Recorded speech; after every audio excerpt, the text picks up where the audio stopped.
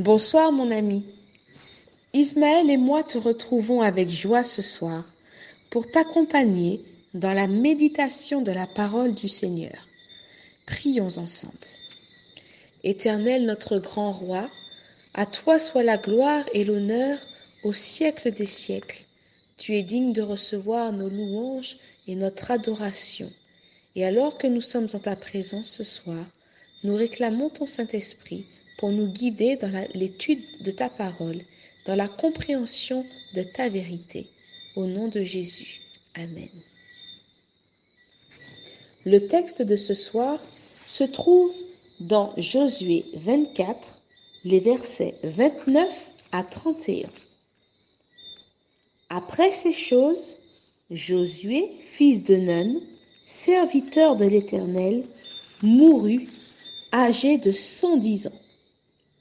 On l'ensevelit dans le territoire qu'il avait eu en partage, à Timnath-Sérach, dans la montagne d'Éphraïm, au nord de la montagne de Gash. Israël servit l'Éternel pendant toute la vie de Josué et pendant toute la vie des anciens qui survécurent à Josué et qui connaissaient tout ce que l'Éternel avait fait en faveur d'Israël.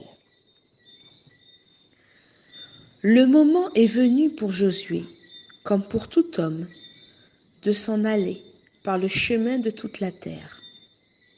Après une vie de luttes et de victoires, Josué s'est endormi dans les bras de son Sauveur et a été enseveli au milieu de son peuple, dans son héritage, en homme libre.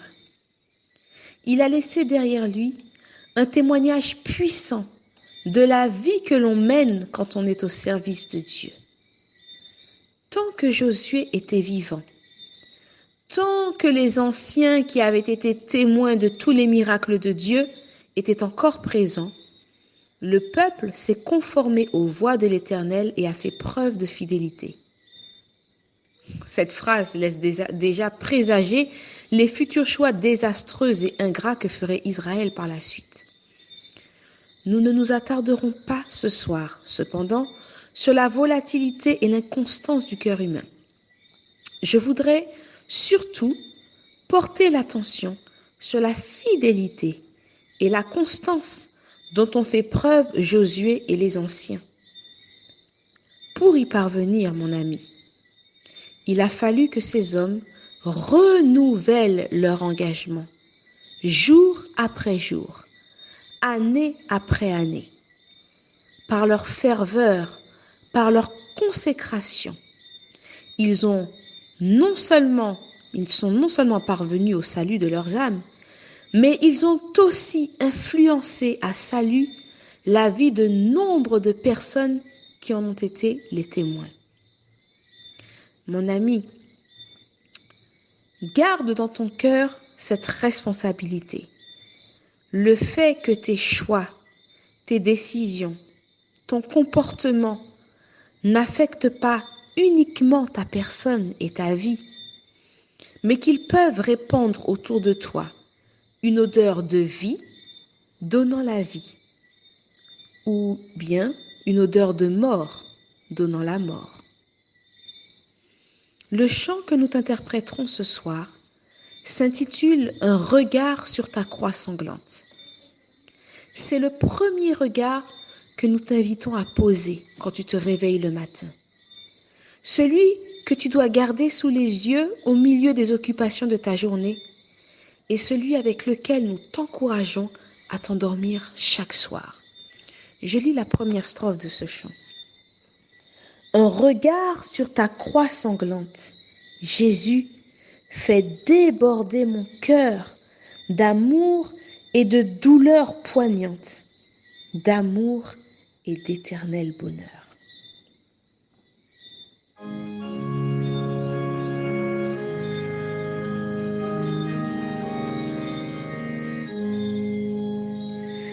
Un regard sur ta croix sanglante, Jésus fait déborder mon cœur d'amour et de douleur poignante, d'amour et d'éternel bonheur. Tu seras seul toute ma gloire, car tout ce dont je me vantais m'empêcherait encore de croire qu'en ta mort seule j'ai la paix. Te donnerai-je quelques larmes, quelques soupirs et quelque amour. Devant ta croix, je rends les armes. Prends-moi tout entier dès ce jour. À tes pieds, mon Sauveur, je jette ce que mon cœur aime le plus. Oui, prends mon idole secrète, tu seras mon trésor, Jésus. Puisse le Seigneur t'aider à garder tes yeux fixés sur lui chaque jour de ta vie, afin que ton exemple soit aussi une bénédiction pour ceux qui t'entourent. Bonne soirée, mon ami.